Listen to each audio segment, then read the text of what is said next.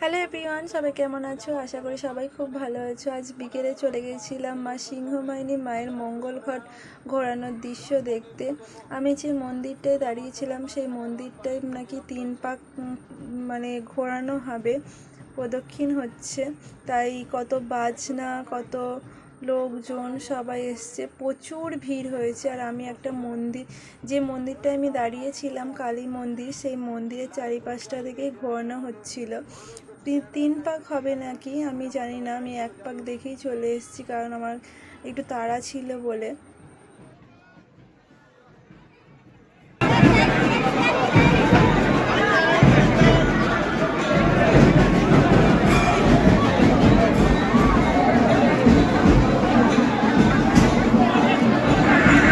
প্রদক্ষিণ হচ্ছে এইভাবে নাকি 3 পাক ভাবে প্রদক্ষিণ হবে।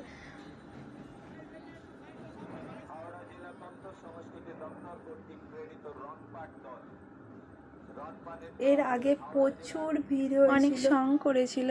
আমি 1 পাক প্রদক্ষিণ দেখি, আমার যেহেতু তাড়া ছিল সেহেতু আমি চলে এসেছিলাম। সবাই সেজে গুজে যাচ্ছিল আর আমি জিলিপি নিয়ে বাড়ি চলে এসেছিলাম, কারণ আমার সত্যিই প্রচণ্ড তাড়া ছিল ওই জন্য। চলো, ভিডিওটা কেমন লাগলো অবশ্যই জানাবে কমেন্ট করে। আর ওদিকে দেখো সমানে বাতাসা ছুটছে, কারণ এটা এখনও আরও 2 পাক হবে নাকি।